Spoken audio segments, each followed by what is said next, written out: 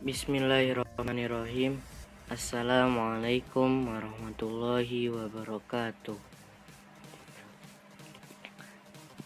Dalam kesempatan kali ini saya akan menerangkan gangguan pada pencernaan atau penyakit pada pencernaan.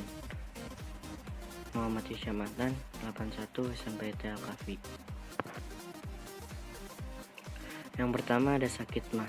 Sakit mah disebabkan oleh adanya sekresi asam lambung yang tidak normal pada lambung, menyebabkan rasa perih pada lambung yang dipicu oleh kebiasaan makanan yang tidak teratur, jenis makanan tertentu atau obat-obatan atau stres.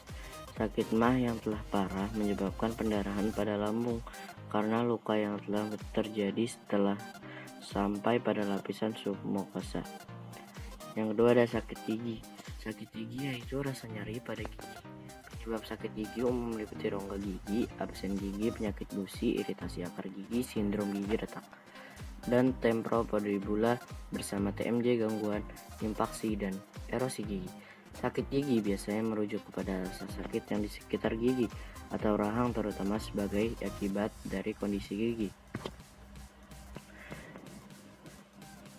Selanjutnya ada apendisitis atau radang usus buntu. Penyebabnya atau dikarenakan adanya sisa-sisa makanan yang terjebak dan tidak dapat keluar dari umbai cacing, sehingga lama-kelamaan akan membusuk. Akibatnya timbul peradangan pada umbai cacing. Cara pengobatannya adalah orang yang terkena apendisitis biasanya orang yang terkena ini harus dioperasi. Kedua ada konstipasi. Konstipasi adalah gangguan yang terjadi karena feses yang berbentuk keras dan kering sehingga sulit untuk dikeluarkan, diakibat oleh bahan makanan yang rendah serat. Jika terjadi secara terus-menerus akan menimbulkan wasir atau ambeien. Ada diare. Diare adalah sebuah penyakit di mana tinja atau feses berubah menjadi lembek atau cair, yang biasanya terjadi paling sedikit 3 kali dalam 24 jam. Gejalanya biasanya ditemukan adalah buang air besar terus-menerus disertai dengan rasa mulas yang berkepanjangan, dehidrasi, mual, dan muntah. Ada kolik. Kolik adalah rasa nyeri pada perut karena mengkonsumsi makanan yang mengandung zat yang merangsang, misalnya cabai, lada, jahe, dan yang pedas-pedas.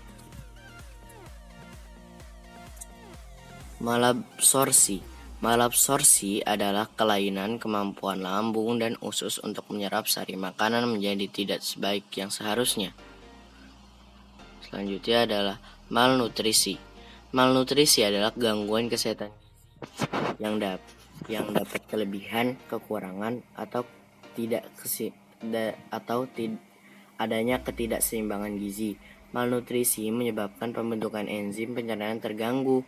Malnutrisi terjadi jika tidak mengonsumsi jumlah atau kualitas nutrisi yang cukup untuk diet sehat selama suatu jangka waktu yang lama. Seterusnya ada keracunan makanan. Keracunan makanan dapat terjadi karena alergi terhadap makanan tertentu atau zat adiktif yang terkandung di dalamnya. Keracunan juga bisa terjadi karena makanan mengandung virus, jamur, dan mikroorganisme parasit lain. Keracunan makanan dapat mengakibatkan gatal-gatal, kelumpuhan, mual-mual, sakit kepala, bahkan kematian. Selanjutnya ada peritonisis. Peritonisis adalah infeksi pada rongga perut. Biasanya penderita muntah, demam tinggi, dan merasakan nyeri tumpul di perutnya. Pengobatan yang dilakukan adalah pembedahan eksplorasi darurat atau diberikan antibiotik yang tepat. Selanjutnya adalah pankreasitis. Penyebab umum pankreasitis adalah alkohol dan terhambatnya tonjolan vateri akhir saluran pengeluaran pankreas oleh batu empedu. Pankreasitis berarti peradangan pada pankreas.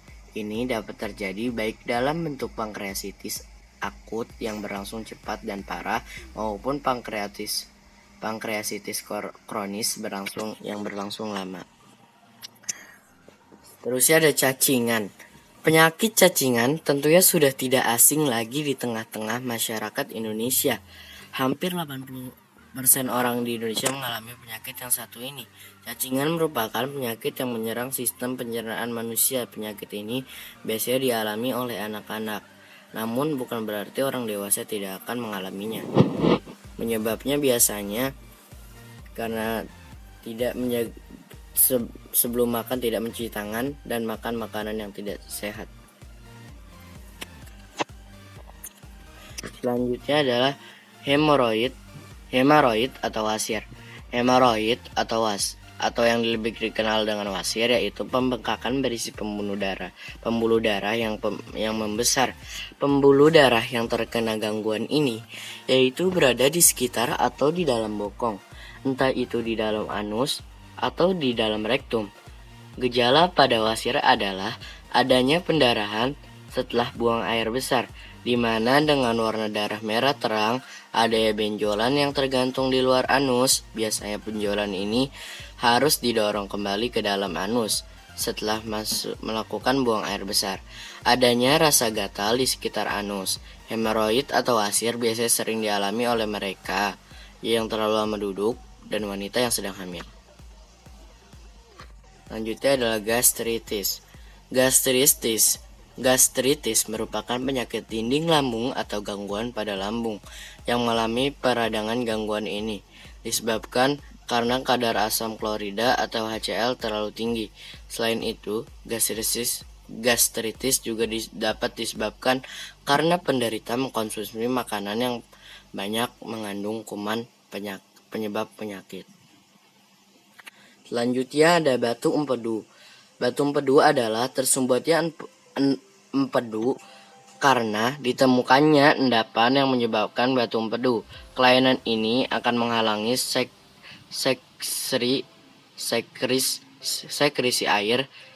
sekresi cairan empedu di dalam usus halus yang berperan dalam pencernaan lemak sehingga metabolisme lemak akan terganggu. Berikutnya adalah heartburn. Heartburn adalah rasa terbakar di tenggorokan yang disebabkan oleh naiknya asam lambung dan dinding esofagus saat sphincter terburuk yang dapat memburuk ketika berbaring. Hepatitis adalah peradangan pada hati atau liver. Hepatitis bisa disebabkan oleh infeksi virus, bisa juga disebabkan oleh kondisi atau penyakit lain, seperti kebiasaan mengkonsumsi alkohol, penggunaan obat-obatan tertentu, atau penyakit autoimun. Jika disebabkan oleh infeksi virus, hepatitis bisa menular. Tipus atau tifoid adalah penyakit yang disebabkan oleh infeksi bakteri Salmonella typhi yang menyerang usus halus. Penyebaran penyakit ini sangat cepat pada lingkungan dengan kebersihan yang rendah. Bakteri penyebab tipus terbau feses dan penularannya dapat melalui lalat. Selanjutnya ada karies gigi. Karies gigi adalah gigi yang berlubang, merupakan gangguan yang menyerang gigi. Pengeroposan gigi ini diakibatkan oleh infeksi bakteri karena adanya penumpukan makanan pada sela-sela gigi. Bakteri mencerna sisa makanan tersebut sehingga menghasilkan senyawa yang membuat pengeroposan gigi. Selanjutnya ada kolitis. Kolitis adalah gangguan yang terjadi pada usus besar, dinding kolon. Usus besar mengalami perlukaan akibat infeksi yang disebabkan oleh bakteri, sehingga dapat mengganggu proses penyerapan air yang dapat menyebabkan diare disertai pendarahan. Dan sudah di akhir kita sudah membahas 20 penyakit pada pencernaan atau 20 gangguan pada pencernaan, dan mohon maaf bila ada kesalahan bicara dan dalam menerangkan ini, mohon dimaafkan. Akhirul kalam, wallahu a'lam bishawab, billahi taufiq wal hidayah, walinayah. Wassalamualaikum warahmatullahi wabarakatuh.